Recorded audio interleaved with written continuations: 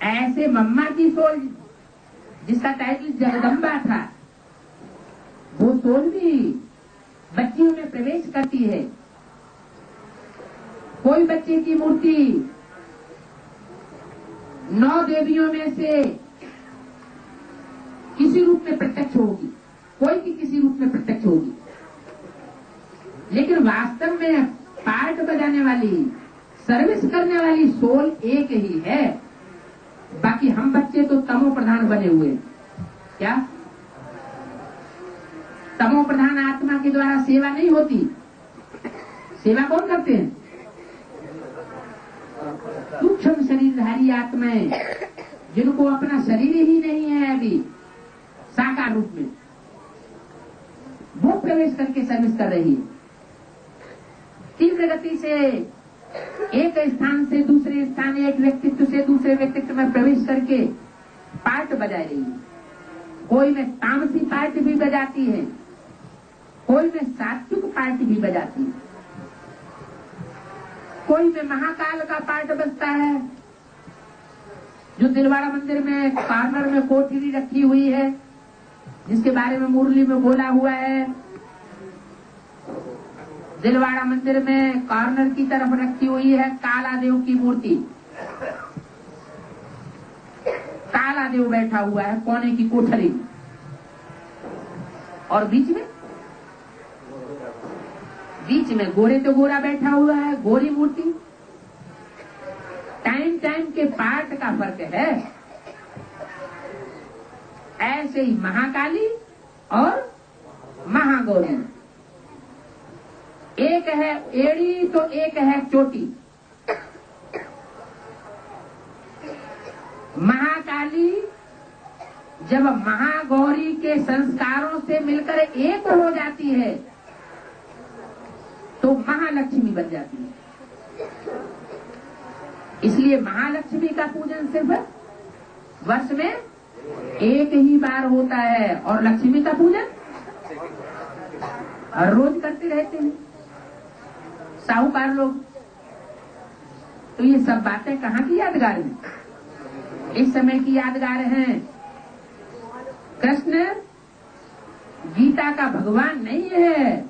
कृष्ण की सोल दादा लेखराज ब्रह्मा तो बाद में उनका बच्चा पैदा हुआ, जिसने यज्ञ को संभाला। सतयुग में भी यही बच्चा पैदा होगा। किनके द्वारा? किनके द्वारा पैदा होगा? गीतापति भगवान का जो साकार रूप प्रजापिता, और किसके द्वारा? गीता माता के द्वारा। लेकिन गीता माता लक्ष्मी बनती है क्यों? गीता माता लक्ष्मी क्यों नहीं बनती? एक तो कारण ये है कि हर आत्मा लगातार हर जन्म में ऊंचा पद नहीं पा सकती। पा सकती है?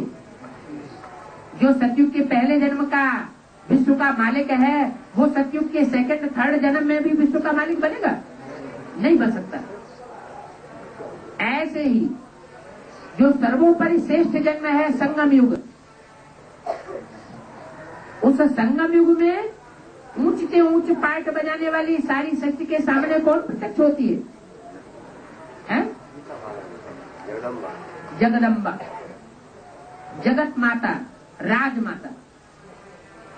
और जो संयुगी सृष्टि आती है, जिसे वैकुंठ कहते हैं, उसमें कौन सी शक्ति सर्वोपरि मानी जाती है? राजलक्ष्मी।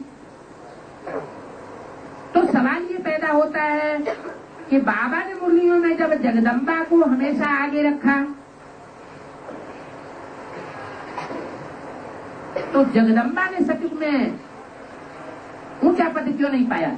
वो लक्ष्मी क्यों नहीं बन सकती? महालक्ष्मी या लक्ष्मी के हाथ में, एक हाथ में कलश दिखाया जाता है और दूसरे हाथ में कलश बांटते हुए दिखाया गया है। जो हाथ धारण करने वाला है, सिर्फ ज्ञान को वहन करता है, लेकिन कुछ न कुछ अपनी ऐसी कमजोरियां होती हैं जिनके कारण सारे संसार को बांटने का निमित्त नहीं बन पाता। मेहनत तो बहुत है, काय में कलश को धारण करने में ज्यादा मेहनत है या बांटने में ज्यादा वजन सहन करना पड़ता है? धारण करने में ज्यादा वजन सहन करना पड़ता है। लेकिन बाबा क्या कहते हैं, बच्चे अपना बोझ क्या करो, अपना बोझ हल्का कर लो, अपना बोझ मुझे दे दो। लेकिन बच्चे जन्म जन्मांतर के आदि हैं, उन जन्मों में तो बाप मिला नहीं था, तो बोझ उठाने की बात ही नहीं है। लेकिन यहाँ तो बाप प्रैक्टिकल में बच्चों को मिला हुआ है। बच्चों को बहुत चिंता करने की दरकार नहीं है। हमारा सहज राजयोग है, सहज सहज जीवन में चलना चाहिए। कोई प्रकार का कठिनाई अनुभव होना, ये जीवन ब्राह्मण जीवन नहीं है। तो जो भुजा ज्ञान को वहन करती है वजन के रूप में, वो सेकेंडरी भुजा होगी, और जो बांटने का निमित्त बनती है वो हो गई फर्स्ट भुजा। कारण क्या हुआ, माँ जो है, जो जगत माता का पाठ बजाने वाली शक्ति है, वो अनेक बच्चों के संसर्ग और संपर्क में बीज रूप आत्माएं, जो पावरफुल से पावरफुल आत्माएं हैं, उनके संपर्क संसर्ग में उसे आना पड़ता है। कि कोई ऐसा बच्चा भी होता है जो माँ की गोद में खेलने वाला ना हो। हर बच्चा जो है वो माँ के ज्यादा से ज्यादा नजदीकी होता है। इसलिए संग का रंग भी किसको ज्यादा लगेगा, माँ को ज्यादा लगेगा, या माँ की बच्ची को ज्यादा लगेगा, माँ को जास्ती लगता है। इसलिए वो प्योरिटी की पावर कम हो जाती है और बच्ची की प्योरिटी की पावर बढ़ जाती है। लौकिक परिवार में भी देखा जाए तो माताएं अक्सर करके अपने को असहाय पाती हैं, बांधेला अनुभव करती हैं। अगर उन माताओं को कोई बच्ची भी है जो ज्ञान में चलती है, तो उनकी आस क्या होती है कि मैं तो नहीं कर सकी, लेकिन मेरा जो कार्य मुझे करना था वो मेरी ये बच्ची करके दिखाए। इसलिए बाबा ने भी मुरली में बोल दिया, क्या बोला, छोटी छोटी बच्चियां, छोटी छोटी कन्याएं बड़े बड़े धर्म गुरुओं को बाण मारेंगी। तो जरूर है, ब्रह्मा तो जगदम्बा के रूप में पार्ट बजाने वाली निश्चित है ही, उसका पद तो ध्रुव है ही। लेकिन जगदम्बा बच्चे के रूप में, जो लक्ष्मी के रूप में प्रत्यक्ष होने वाली छोटी माँ है, उसे भी प्रत्यक्ष होना है।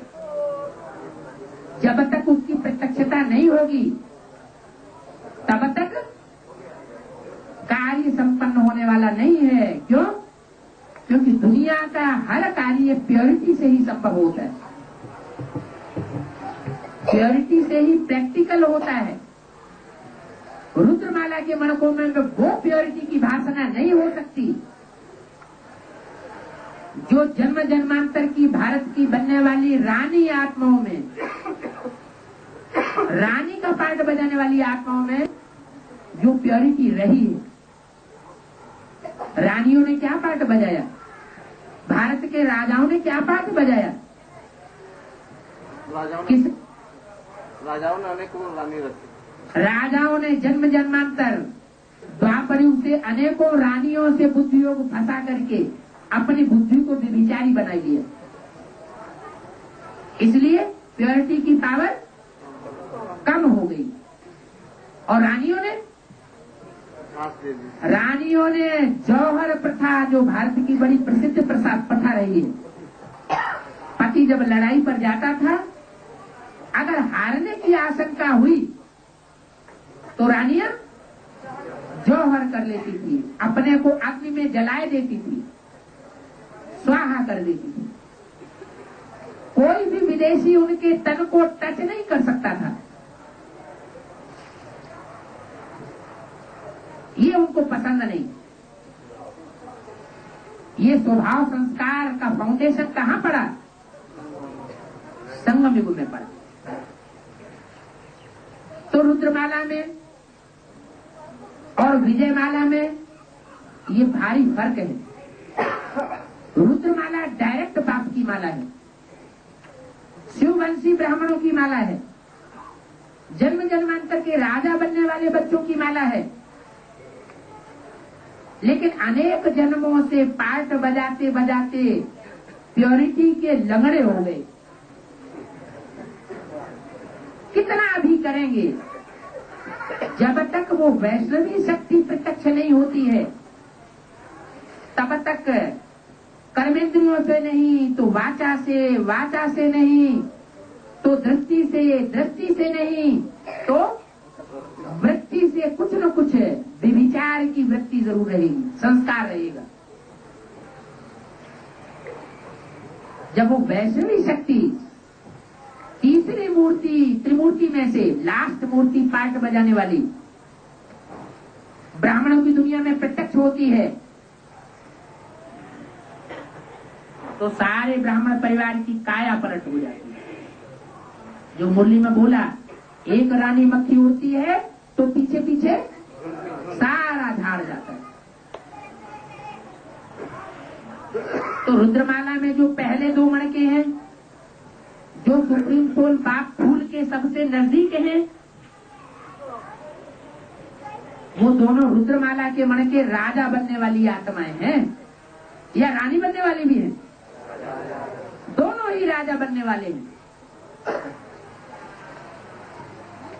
रानियां तो अपना सारा बदन छोड़ देती हैं राजा के ऊपर, कि उनको चिंता होती है राजकाज चलाने की, हैं? नहीं होती। और राजाओं का स्वभाव क्या होता है? वो अपने ऊपर जिम्मेवारी महसूस करते हैं। ऐसे नहीं जो रानी करेगी सो होगा, या रानी जैसे सोचेगी वैसे होगा। वो तो वजन उठाने के स्वभाव वाले होते हैं। अब वहां का वजन उठाना 63 जन्मों का और यहाँ संगम युग में वजन उठाना, इसमें फर्क है। क्या फर्क है? 63 जन्मों में वजन उठाया, उस समय तो बाप नहीं था, और इस समय तो बाप साथी है, प्रैक्टिकल में साथी है। इसलिए वजन उठाने की बात बुद्धि में नहीं रहनी चाहिए। अगर यहाँ भी हम वजन महसूस करते रहेंगे, पुरुषार्थ में मेहनत महसूस करते रहेंगे, तो इससे साबित होगा कि बाप के साकार पाठ के प्रति हमें उतना मोहब्बत नहीं है। और जब पूरी मोहब्बत नहीं है, प्रीति नहीं है, अपने को ही सर्वे सर्वा समझते हैं, तो बाप की मत पर भी पूरा नहीं चल पाएंगे। जो बाप की मोहब्बत में रहते हैं वो सब कुछ बाप के ऊपर छोड़ करके बुद्धि भी बाप को अर्पण कर देती है। इसलिए बाबा कहते हैं कि बुद्धि का सरेंडर होना, बुद्धि अर्पण करना, ये है बड़े से बड़ा समर्पण। तन अर्पण कर लेंगे, धन अर्पण कर लेंगे, जनशक्ति जो अपनी मुट्ठी में है उसको अर्पण कर लेंगे, समय भी देंगे, संपर्कियों और संबंधियों को भी दे देंगे सहयोग में, लेकिन बुद्धि सरेंडर नहीं करती।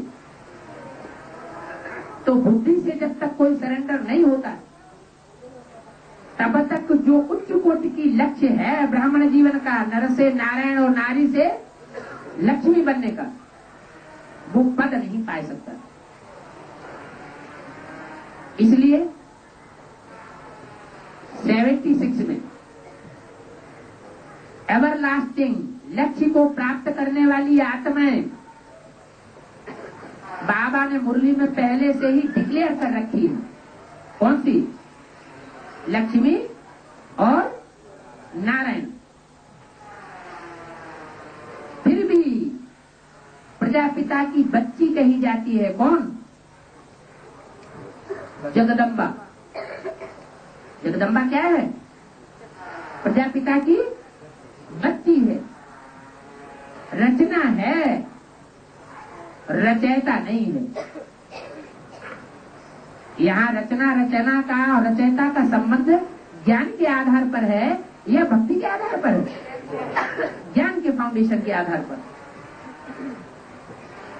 तो लक्ष्मी नारायण पहले प्रत्यक्ष होते हैं ब्राह्मणों की संगम की दुनिया में 76 से, और 83 में बोला है। सब 83 चल रहा है तो 83 में 13 भी होना चाहिए ना। 13 माना किसका? सब कुछ तेरा, कुछ नहीं मेरा। तो कौन होना चाहिए 13? शिव बाबा 13 होना चाहिए। 13 माना किसका? सब कुछ तेरा, कुछ नहीं मेरा। सब 83 है तो 13 होना चाहिए ना। अरे 13 माने कौन? शिव बाबा। सब कुछ 13 माने सब कुछ जो बाप आया हुआ है सुप्रीम सोल, सब कुछ उसका है। मेरा कुछ नहीं। मेरा तो एक शिव बाबा, दूसरा न कोई। लेकिन जो फाउंडेशन डालने वाली शक्ति है वो सिख धर्म से निकलती है, जिसके लिए मुरली में बोला है कि कन्याएं जो हैं उन कन्याओं को अर्पण करने में पंजाब पहला नंबर गया। क्या? कन्याओं के समर्पण समारोह में पंजाब ने पहला नंबर लिया। तो एडवांस पार्टी में भी जो पंजाबी खून से आने वाली कन्या है वो पहले समर्पित बुद्धि भक्ति है। जैसे बाबा ने डायरेक्शन दिया 83 है तो क्या होना चाहिए? 13 होना चाहिए। तो पंजाबी खून की कन्या पहले अपने को समर्पण करती है। तो ज्ञान लेने के आधार पर नंबर बनेंगे या त्याग और तपस्या के आधार पर नंबर बनेंगे? त्याग और तप। ज्ञान कोई कितना भी ले ले और कितना भी दूसरों को दे दे, लेकिन सुनने सुनाने से नंबर नहीं बनता है। नंबर कब बनता है? जब प्रैक्टिकल में कोई कार्य करके दिखावे, प्रैक्टिकल स्टेज पर आ जाए। तो जगदम्बा ने नंबर पहले ले लिया। वो फाउंडेशन है सिख धर्म का, सिख धर्म की बीज रूप आत्मा का। वही एक ऐसा धर्म है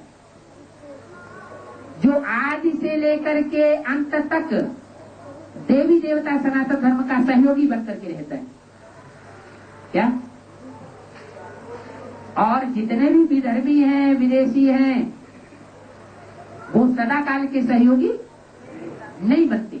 इसलिए अव्यक्त वाणी में बोला है पटरानियों में भी कोई सदा काल का पार्ट बजाती है, सहयोग का। सदा काल सहयोगी बनकर के रहती है, निभाती है, और कोई अल्पकाल के लिए निभाती है। पटरानियों में भी नंबरवार हैं। तो 8 पटरानियां विशेष गाई हुई हैं। उनमें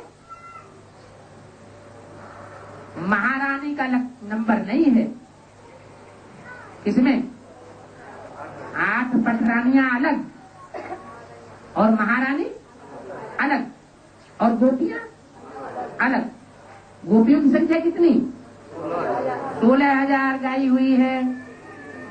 पटरानियों की संख्या मुख्य रूप से 8 गाई हुई है। कहीं कहीं शास्त्रों में 108 भी कह दी है। और महारानी सिर्फ एक ही है। उसके लिए ये नहीं कह सकते कि वो सहयोगी मात्र है। वो जब से भी ज्ञान में आएगी, चाहे बेसिक नॉलेज में चाहे एडवांस नॉलेज में, तब से फुल सरेंडर पार्ट बजाएगी। बुद्धि से भी सरेंडर, तन से भी सरेंडर, मन से भी। इसलिए अभी अव्यक्त वाणी में बाबा ने इशारा भी दिया गुजरात की कन्याओं के लिए। कौन सी कन्याओं के लिए? गुजर गई है अज्ञान की रात जिनकी, उन कन्याओं के लिए। क्या कि ये लास्ट समर्पण समारोह मना रही हो या आगे चल करके कोई और भी समर्पण समारोह मनाना है? इसका मतलब आगे चलकर जो अभी माउंट आबू में या जहां कहीं भी समर्पित हो रही हैं, उन कन्याओं को आगे चल करके अगला एवर लास्टिंग समर्पण समारोह भी मनाना है, जिसके लिए मुरली में इशारा दिया।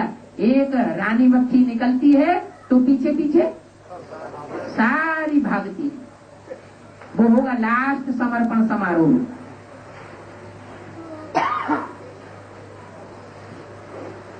तो गीता माता है पहली पहली रचना। क्या? पहली रचना, इसलिए बहुत पावरफुल भी है। बाबा उसको बहुत महत्व देते हैं। उसके द्वारा ही स्वर्ग का गेट खुलना है। बाद में सहयोगी बनती है कौन? छोटी माँ। छोटी माँ और बड़ी माँ दोनों का जब कॉम्बिनेशन होता है तो स्वर्ग का गेट खुल जाता है। इसलिए बोला माताओं के द्वारा मैं स्वर्ग के द्वार खोलता हूँ। ऐसे कहा कि सिर्फ एक माता के द्वारा खोलता हूँ। माताएं निमित्त बनती है नंबरवार पुरुषार्थ अनुसार। अच्छा, ओके। हाँ जी, हाँ जी, सभी भी। आदि माता कहा गया है। ब्रह्मा का परिवार को ब्रह्मा परिवार। हाँ, आदि राधा से ओम राधे। आदि राधे ओम राधे थी। आदि राधे कौन? आदि राधे कौन है? आदि राधा कौन है? जो आदि राधे होगी वो आदि लक्ष्मी भी होगी। आदि राधे गीता माता आदि राधे है तो आदि लक्ष्मी भी होगी। जैसे ब्राह्मण परिवार में अभी एडवांस में सूर्यवंश भी है तो चंद्रवंशी बढ़ के भी है। तो सूर्यवंशी का ग्रुप और चंद्रवंशी का ग्रुप दोनों में फास्ट जाने वाला कौन सा होगा? सूर्यवंशी ग्रुप। और चंद्रवंशी ग्रुप का जो हेड होगा वो कौन होगा? जगदम्बा। हाँ, जगदम्बा होगी। तो यहाँ भी तो दो ग्रुप हो गए ना। वो दो ग्रुप के स्वभाव संस्कार जब तक मिलकर एक न हो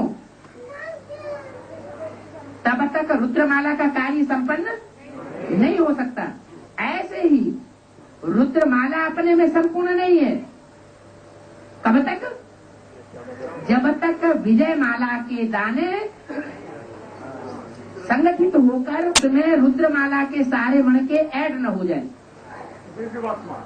हाँ, बीज रूप आत्माएं जो एडवांस पार्टी अभी कही जा रही है, वो एडवांस पार्टी जिसको प्लानिंग पार्टी बाबा ने नाम दिया है, वो प्लानिंग पार्टी एडवांस पार्टी के सेकंड ग्रुप प्रैक्टिकल पार्टी में जब तक तिरोहित न हो जाए, मिल न जाए, तब तक कंप्लीट युगलों की माला नहीं बनेगी जो भारतीय परंपरा में पूजी जाती है, मानी जाती है। हाँ, वैजयंती माला। रुद्रमाला का सिर्फ गायन है, मान्यता बहुत है, लेकिन पूजन नहीं। तो आदि लक्ष्मी के हिसाब से जो बीज रूप आत्मा है आदि, उसको ही आदि लक्ष्मी कहेंगे। आदि राधा कहेंगे। विजय माला की हेड को आदि राधा नहीं कहेंगे, नहीं। अब आप फ्री होकर के बोलिए क्या कहना चाहते हैं।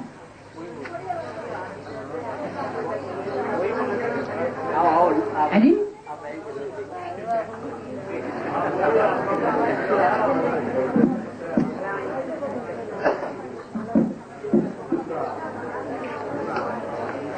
बाबा को ये जीवन काहिनी है, आदि राधा नाम का। यहाँ आराम से बैठ जाइए।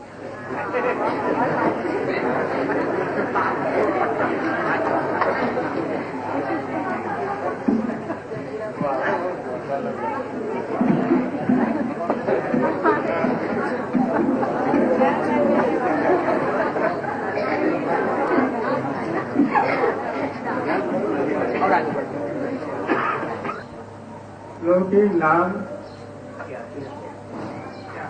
जीवन काहिनी में हम ब्रह्मा को अद्भुत जीवन काहिनी एक मोटा पुस्तक है। आदि राधा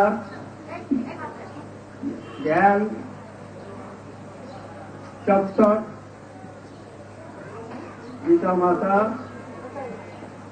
सुनाया, गीता माता को जो सुनाया, जो जब तक बाबा आधा ज्यादा। आप फ्री होकर के बंगाली में बोलिए, अनुवाद से हम समझ लेंगे। हाँ, आपको थोड़ी कठिनाई हो रही है। গোপনে উনি শুনেছিলেন আদি রাধা। আদি রাধা এই বাত শুনেছিলেন শিব বাবা যখন গীতা মাতাকে এই জ্ঞানের বীজ জ্ঞানামৃত তাহলে যখন দেন তখন এটা শুনেছিল। এটা পড়েছি বইতে। এইটা ক্লারিফিকেশনটা আদি রাধা কোথায় গেল, আদি রাধা কে? আদি রাধা তো একজন ব্রহ্মা বাবার পরিবারের আদি রাধা ছিল। আদি রাধা সবসময় আকাশ পূজার ফ্যামিলি ফলোয়ার ছিল। সে আদি রাধা কোথায় গেল? তা বেসিকে আদি রাধা কে বেদান্তি বলেছে। आदि राधा के वेदांति बोल। गीता माता कमला माता वो ठीक है, उनको ढंग से किया है। वो बेसिक साधुरा মানে না, কিন্তু আমরা বুঝতে পেরেছি ক্লারিফিকেশনে এই নলেজ পিওর খাঁটি সত্য। आपको अनुवाद करना पड़ेगा। এই নলেজ এসেন্স অফ अनुवाद कौन करेगा? নলেজ। এই নলেজ হচ্ছে একটাই প্রশ্ন, গীতা মাতা আর আদি মাতা কে?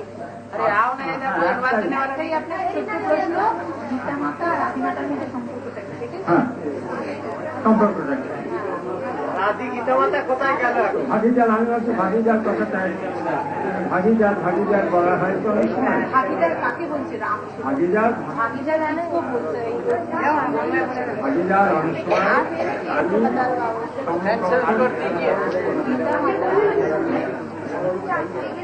अरे वहीं खड़े होके बोलना है, इधर आके बोलो, अनुवाद करो।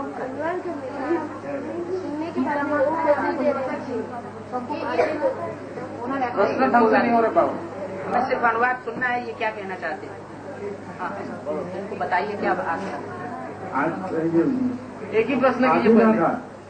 লোকের নাম ওই পরিবারে ব্রহ্মা ওরা পরিবারে ছিল এবং অ্যাডভান্সেও আমি পেয়েছি যে জ্ঞান পেয়েছি অ্যাডভান্স তাতে যে এই জ্ঞান যখন বীজের মধ্যে শিব বাবা গীতা মাতাকে জ্ঞান শোনান, সেটা ও শুনেছে মানে কানে তার গেছে কি বলেছে কথাটা শুনে। এইটুকু পর্যন্ত শুধু রাখা আছে। আদি রাখা যখন ও মন্ডলী হায়দ্রাবাদ সিন্ধে এস্টাবলিশ করে তখন আদি রাজা ওখানে ছিল। আদি রাজা কে, কি সম্পর্ক ছিল, আদি রাজা কোথায় গেল, আদি রাজার পরিবারে ছিল এবং সে পিতামাতার সঙ্গে কি সম্পর্ক ছিল, আর সেই সম্পর্কটা বড় জিনিস নয়। এবং আদিমাতার কোনো রোল আছে কি না, আদিমাতার কোনো রোল এখন এই বর্তমানে, ওটা তো অতীতে লাস্ট জন্ম এর ব্যাপার। আদি রাজা নাম ছিল সেটা ভুলে গেলাম, কিন্তু এখন তার কোনো রোল আছে কি না এটাই আমার মনে একটা প্রশ্ন জেগেছে।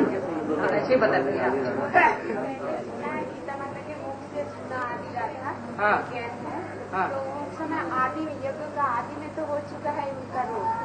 आदि राधा नहीं बताया, आदि माता बताया। आदि माता बताया। हाँ, आदि माता, आदि पिता, आदि राधा नाम जी अभी नहीं बोला गया, अभी सिर्फ आदि माता बताया। जो गीता माता को आदि माता बताया गया। हाँ जी, आदि राधा नहीं। हाँ जी, हाँ जी, लेकिन उस समय कोई दूसरी माता भी थी। जिस समय ये डायरेक्शन दिया गया, ये मुरली और जो साक्षात्कार ब्रह्मा की जब सुनाए गए हैं, तो ब्रह्मा के साक्षात्कारों को सुनाने वाली माता जो थी गीता माता, उसके साथ साथ कोई दूसरी माता भी थी उसी समय, जो दोनों की बात को सुन रही थी। वही वास्तव में राधा है, राधा बच्ची, जिसे अंत में वैष्णो देवी के रूप में प्रत्यक्ष होना है। हाँ जी,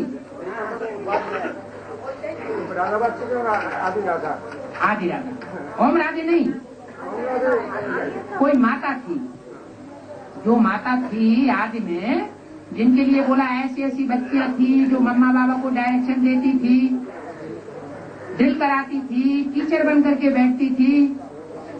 आज वो है नहीं। जिन बच्चियों के लिए बोला है ऐसी ऐसी बच्चियां थी जो मम्मा बाबा को डायरेक्शन देती थी। एक मुरली में ये भी बोला, एक बच्ची में बाप आता था, कुछ खिलाते थे तो झट भाग जाता था। तो बाबा के लिए तो माताएं भी बच्ची है ना। तो यज्ञ के आदि में कोई माता थी, समझा? जैसे अंत में जब यज्ञ का अंतिम समारोह होगा, तो वैष्णो देवी जब प्रत्यक्ष होगी, तो तीन मूर्तियों में सबसे जास्ती प्योरिटी की पावर, प्रैक्टिकल पावर लेकर के प्रत्यक्ष होगी ना, कि नहीं होगी?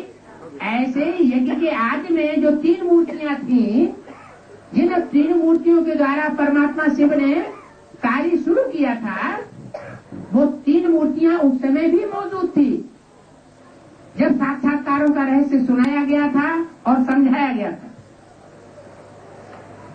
दो तो प्रत्यक्ष हो गई माता पिता के रूप में, और एक गुप्त रही लेकिन थी प्रत्यक्ष, वो भी राधा बच्ची के रूप में। हाँ जी, हाँ जी, भाई बस बस।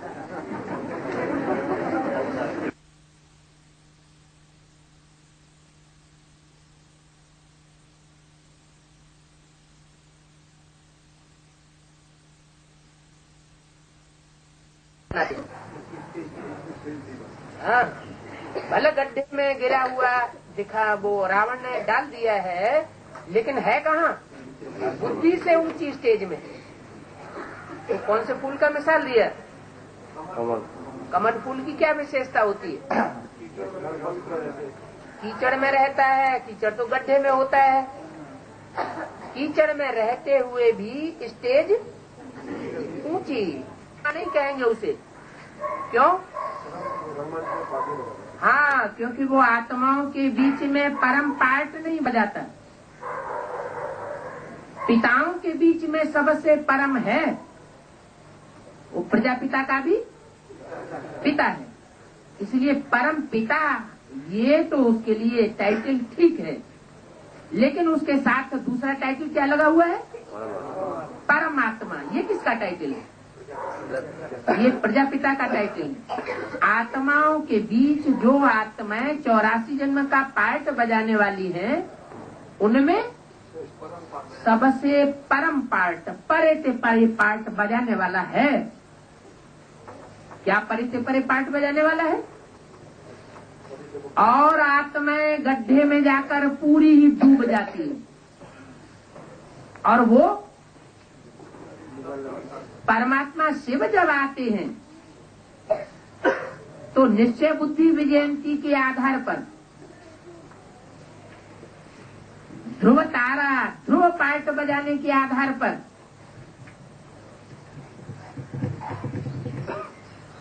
डूबने नहीं देते। कहते ना, ये तो विकारों में डूब गया। डूब गया माना खलास हो गया, तो वो ध्रुव रहता है।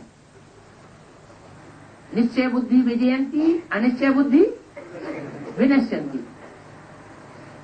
और जितने भी महात्माएं हैं, जो भी धर्म पिताएं हैं, इस दुनिया में आकर के सब गड्ढे में रम गए। वो एक ही है जिसकी चोटी पकड़ करके बाप शिव बाप आकर खींचता है। तो क्या नाम दिया उस ब्राह्मण का? तुम हो ब्राह्मण चोटी। ये विकारों की दलदल में सारी दुनिया फंस जाती है, डूब जाती है। पहले मैं तुमको निकालता हूं। फिर उसका नाम दिया है गुरु शिखर। क्या नाम दिया है? गुरु शिखर। कैसा गुरु? शिखा।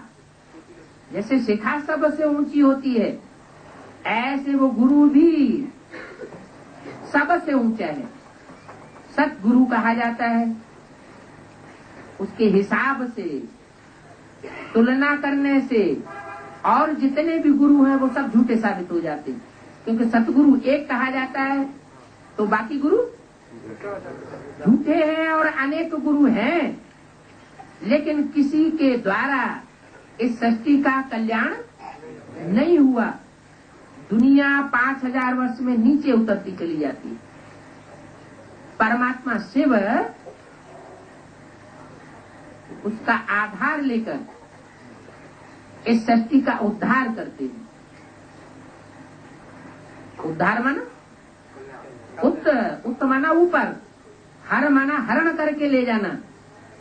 जो आत्माएं नीचे गड्ढे में गिर गई, कब्र दाखिल हो गई, कब्र माना मिट्टी में मिल गई, देह अभिमानी की मिट्टी में अपने को नष्ट कर दिया, उन सब आत्माओं को आकर के उत्त माना ऊपर, हर माना हरण करके ले जाता है।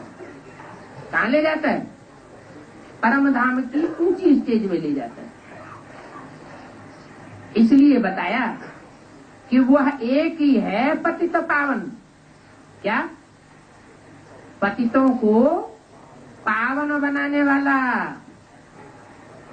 गिरोहुओं को उठाने वाला, दुर्गति वालों को सदगति में ले जाने वाला, वह एक ही है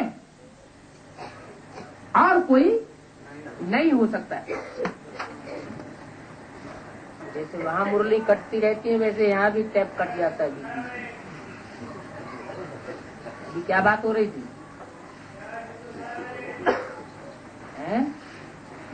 बाप के गुण और कृष्ण बच्चे के गुणों में अंतर की बात हो रही थी।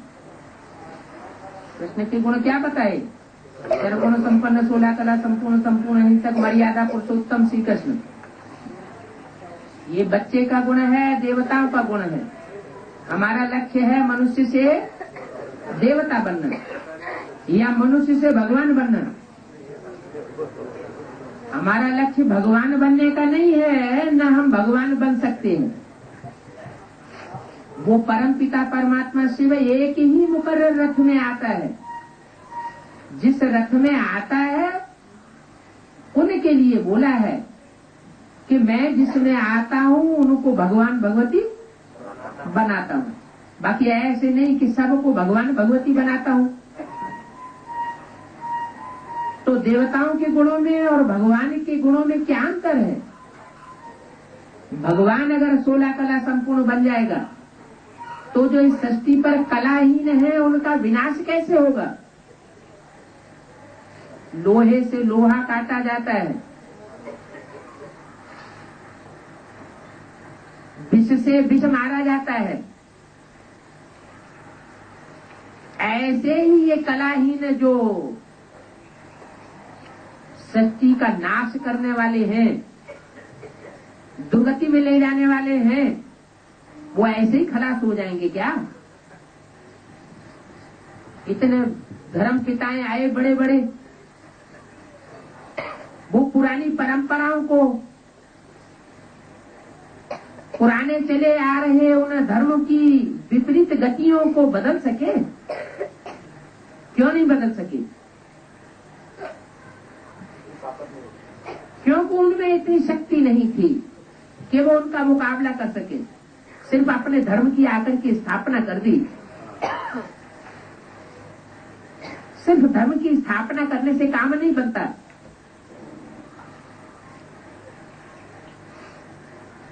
विष का भरा हुआ घड़ा है, उसमें 2 चुल्लू दूध डाल दो तो क्या सुधार हो जाएगा? इसी तरीके से इस सृष्टि पर जो पतन होता रहा उसको रोकने वाला कोई नहीं था, उससे मुकाबला करने वाला कोई नहीं था। इसलिए पतित सृष्टि, अधर्म, अधर्मी, उनकी बाढ़ बढ़ती चली गई। परमात्मा से वो 16 कला संपूर्ण भी नहीं बनता, उसके लिए कलाओं में बांधा नहीं जा सकता। वो सर्वगुण संपन्न भी नहीं कहा जा सकता। गुण संपन्न देवता बन करके आए तो इस सृष्टि का कल्याण हो ही नहीं सकता। इसलिए उसका पाठ तुरीय है। गुणों से भी परे निर्गुण कहा जाता है, कलाओं से भी परे कलातीत कल्पांतकारी कहा जाता है। कला अतीत, कलाओं से अतीत। वो सूर्य का पाठ बजाने वाला है जिसकी रोशनी में कीड़े मकोड़े, बिच्छू टिंडन जैसी दुखदायी आत्माएं साथ खलास हो जाती। तो ये अंतर है परमपिता परमात्मा शिव के पाठ में और देवताओं के पाठ में। ये अंतर को जब तक नहीं जाना है, और जिन्होंने नहीं जाना है वो फिर ग्लानि करते रहते हैं, क्योंकि पाठ की गुह्यता को नहीं समझते, इसलिए ग्लानि करते हैं। कहते हैं भगवान तो संपूर्ण निर्विकारी बनाने के लिए आया हुआ है। जब संपूर्ण निर्विकारी है तो ये पाठ क्या है? अरे वो पाठ बजाते हुए भी संपूर्ण निर्विकारी है। शास्त्रों में तुमने खुद लिख दिया है अमोघ वीर्य। इसको शंकर को कि परमात्मा शिव को? शंकर वाली सोल माना राम वाली सोल कोई और जन्म में भी ऐसी बनी थी? नहीं बनी थी। तो कौन सी ताकत से इस जन्म में बनती है? परमपिता परमात्मा शिव की प्रवेशता के कारण वो ज्ञान की गुह्यता, वो श्रेष्ठता उसमें इतनी भर जाती है जिसकी पराकाष्ठा के कारण वो कंट्रोल कर पाती है। जिसके लिए शास्त्रों में गायन है, काम दहन किया। दहन माना काम को भस्म कर दिया। तो देवात्माओं में इसी कार्य के कारण उसको महादेव कहा गया है। जो कार्य और देवताएं नहीं कर सके, वो कार्य उनके द्वारा संपन्न हुआ, शास्त्रों में दिखाया गया। तो जो भी कार्य किए हुए हैं वो कोई शंकर, कृष्ण व राम की आत्मा के कार्य नहीं है। किसके कार्य हैं? परमात्मा शिव के कार्य हैं। शिव की महिमा है, लेकिन तन जिसका होता है उसका नाम पड़ जाता है, उसी का काम कहा जाता है, उसी की महिमा होती है। जैसे धर्म पिताएं आए, क्राइस्ट आया, तो जिस इसमें आया महिमा किसकी हुई? क्राइस्ट की जो महिमा हुई है वो वास्तव में ऊपर से आने वाली सोल की महिमा है, या जो शरीरधारी था उसकी महिमा है? शरीरधारी का। जो शरीरधारी है उसी का नाम बदल करके क्राइस्ट कर दिया गया। ऐसे महात्मा बुद्ध, सिद्धार्थ था नाम पहले, बाद में उस शरीरधारी का नाम क्या पड़ गया?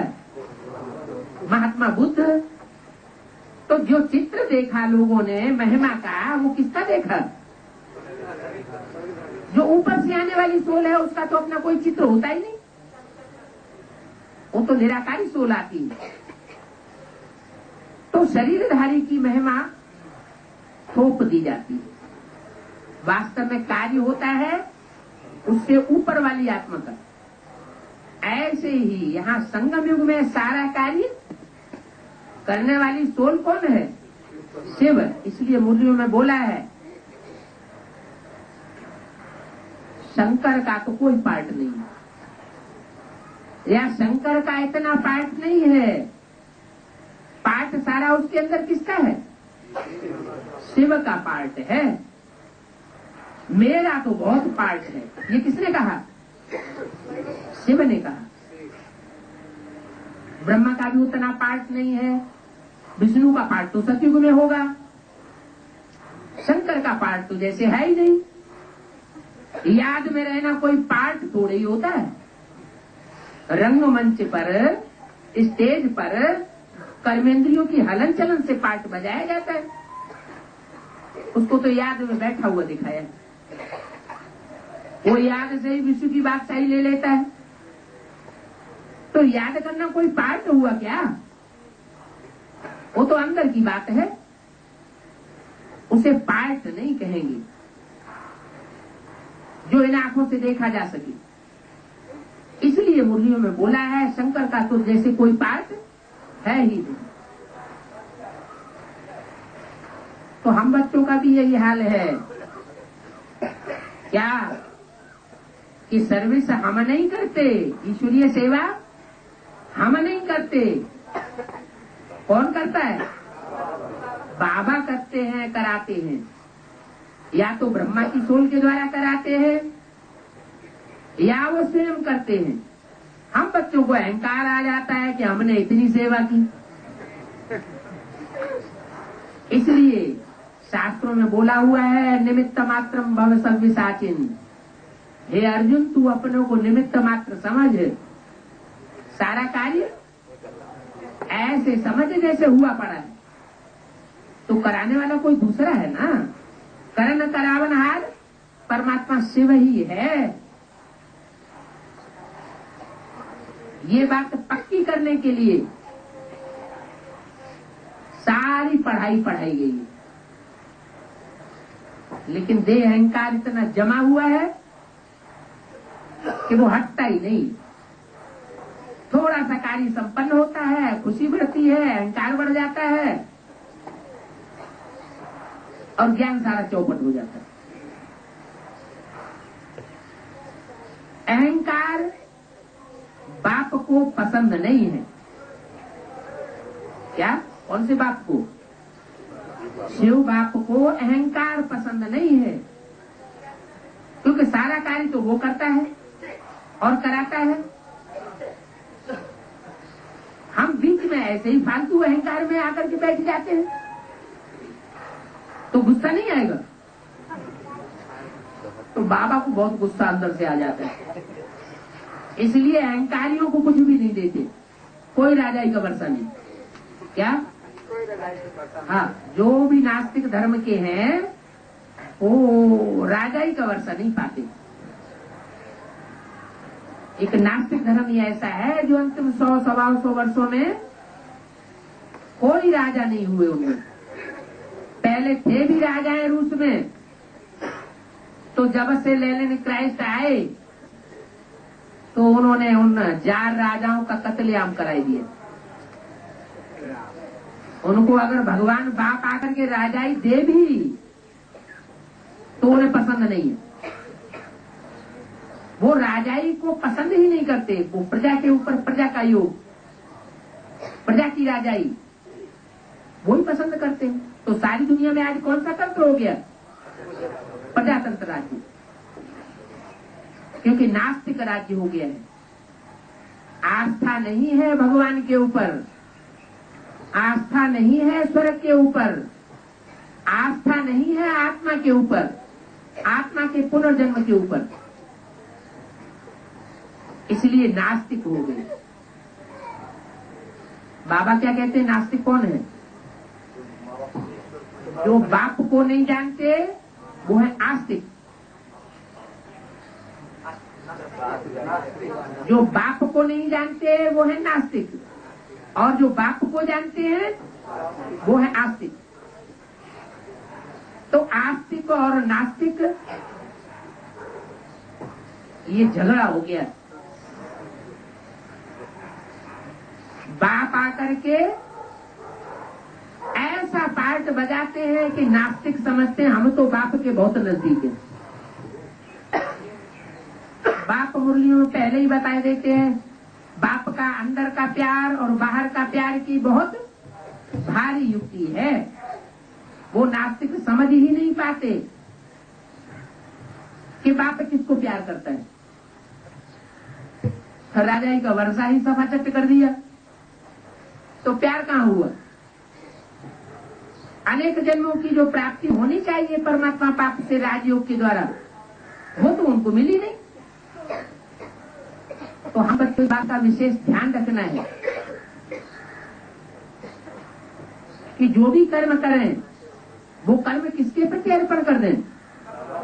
बाबा के प्रति अर्पण कर दें। मैंने नहीं किया, बाबा ने कराया। कोई को भी निमित्त बनाया हो प्रेरणा देने के लिए,